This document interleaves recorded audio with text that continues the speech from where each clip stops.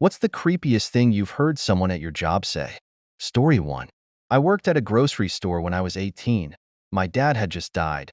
Suddenly, and it was my first day back at work after the funeral. This weird guy would always go out of his way to talk to me. I was in charge of self-checkout. So he's like, "I heard your dad died." I said, "Yeah." Then he tells me this sick story about how he used to work at a funeral home and would put the dead bodies in sexual positions. I walked away and told my supervisor that it was inappropriate. I don't know, it was disturbing. Story 2. I work on a large facility. Intercompany mail used to be delivered by a mail runner. She would go from department to department across 26 acres picking and delivering mail. Maybe half her shift. Her bicycle would get parked adjacent to the desk I was stationed at to assist customers. There was this one guy who worked on our assembly line. He used to walk by in the afternoon, take a big long whiff off her bicycle seat, give a sigh of relief, then go about his business like nothing. Story 3. I used to work at a day camp, and one of the counselors, 24M, was always hanging out with this one female camper, 13F.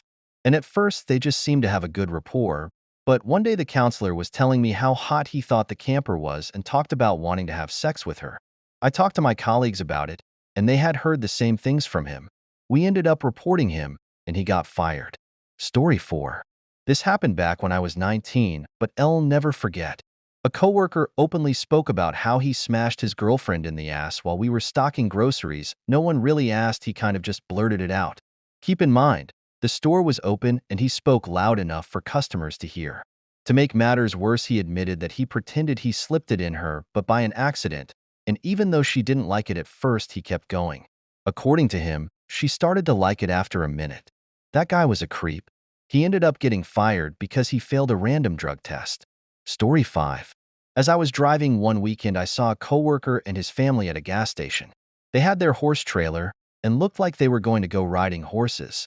Next time I saw him at work, I told him I had seen them at the gas station and asked how their ride went. He asked if I saw his daughter, about 15 years old. I said, "Sure." He goes, "She sure is hot, isn't she?" WEF. Story 6. I had a coworker brag about having his 12-year-old daughter bring friends over to play dress up where he would play with them while they were changing. He also bragged about forcing strippers at his bartending job. Story 7. I used to work as a park keeper in North London. I was warned about a certain area just outside of the park being full of male-only doggers, but kinda guessed they were just playing a prank on me. Within 5 weeks of working at the park, when I went to lock up the toilets one evening, I went to check one was empty before locking the door so I could start cleaning, and this was on a day with torrential rain, so the park was empty. I noticed someone in a toilet cubicle, so began to say, "Sir, we're locking up in." The guy must have been about 60, had hair like Dumbledore, and was just stood there, meat and 2 veg in hand, absolutely going for it. Privates facing away from the toilet, not facing the toilet, and dude was on so much drugs, looked like he was punching a limp noodle.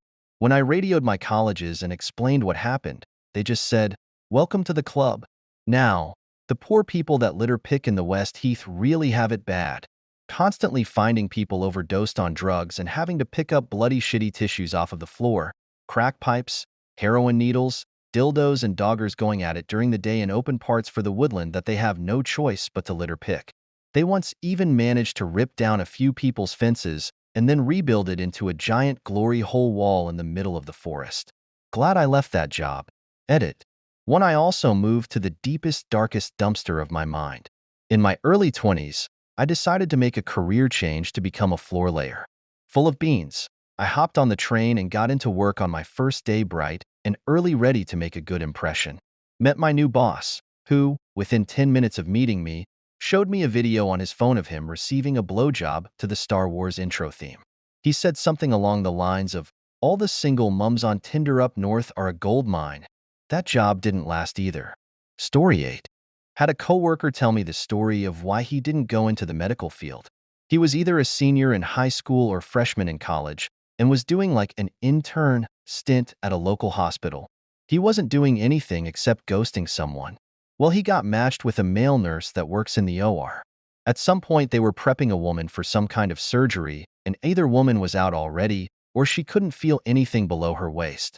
So homie got my coworker's attention, lifted up the woman's gown and licked her kitties. Coworker said he almost threw up as the lady was quite old at that point. Story 9. Worked in a place, sort of a private club in some respects, but also open for retail.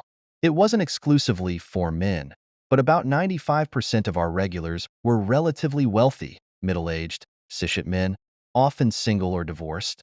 Most of our female customers were very masked lesbians. Every once in a while, there would be a female customer. If she was attractive and or scantily clad, it would be the topic of discussion for at least a day between the regulars and often my staff, all male, all perverts. So this one time a girl comes in. I was working at the counter and had some incoming deliveries to enter, so I didn't really notice her, what she was wearing, what she was doing. From the conversation, which went on for days, I was made aware that she was wearing fancy sandals, a short gray dress, and had bent over to get something off a shelf such that the customers on the couch in the lounge got a view up her dress from behind. They argued for literally days about whether her thong was pink or orange. One customer, the one who made me aware of the sandals, said, "I would like to take her for a long hike, and when they're nice and sweaty, suck the polish off her toenails." That's only kinda creepy compared to what two of my employees said. Employee A, "I would crawl through a mile of her crap to kiss where it came from." Employee B, "I want to wear her ribcage as a hat. God, I hope he meant something about oral sex." I'm not saying it's why I quit later that summer, but shit like that. And one customer who almost started a fist fight over someone countering his assertion there are no flightless birds is exactly why I decided I never wanted to work anywhere with an all-male customer base and staff again. Story 10. Literally last night, I overheard a coworker of mine say to the bartender, "Do you want a 50-50 on a kid with me?" She's married with 5 kids. Story 11. When I was in my 20s, I had a bartender at my work tell me about how his girlfriend came home absolutely drunk and freaking puke everywhere. He had to make her take a shower and clean her off. He told the story like it was a bad thing he had to endure, and I was with him until he got to the actual dessert. He looked me in the eyes as he told me that after he'd finished showering her and cleaning her, he put his penis in her mouth and violently had oral sex with her until he came. He described this like it was fair enough, and she deserved it for coming home drunk and vomiting everywhere. At the time, I sort of lolled and carried on, but years later I remember the story and wish LD punched that guy in the face as hard as I could. Story 12. When I was 15 in 2000, was working at McDonald's. For a year, I went to an alternative school that focused creativity instead of general. The school hours were from 2 p.m. to 8 p.m. My parents only agreed to let me go to that school if I worked 20 hours a week, and I had to be responsible for getting myself there. To work as the school had a bus. That is how I worked at McDonald's that I could walk to. A woman worked there who was 28, but my 15-year-old memory has her looking like a 58-year-old haggard chain smoker. She constantly grabbed my ass, my penis, my shoulders, my chest. She would touch any part of my body she could. This was 10 minutes outside of Philly on the Jersey side. NASCAR isn't really a thing here. I cannot recall meeting anyone in my life who was a huge NASCAR fan except for her. She constantly told me I looked like some driver, and she'd ride me like this dude rode his car. She also said he was the rock star of NASCAR and young and fit like me.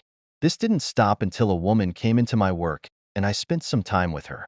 Now, this woman was my science teacher from the public school who convinced me to try the alternative school. We were smashing, but never acted flirty in public or anything for obvious reasons. After my teacher left, my coworker came up to me and grabbed my penis.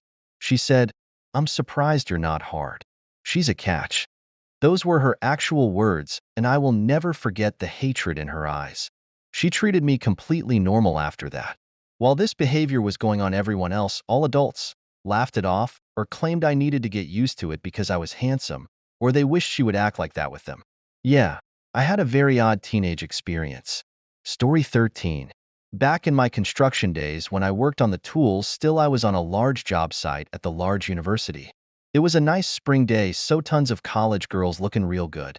This one creepy-ass guy L happened to be walking alongside of me, drywaller, if you know, you know, looked at some of the girls walking by, looked at me and said, "Want to split a grape charge?" The girls definitely early could hear. I didn't even know how to respond.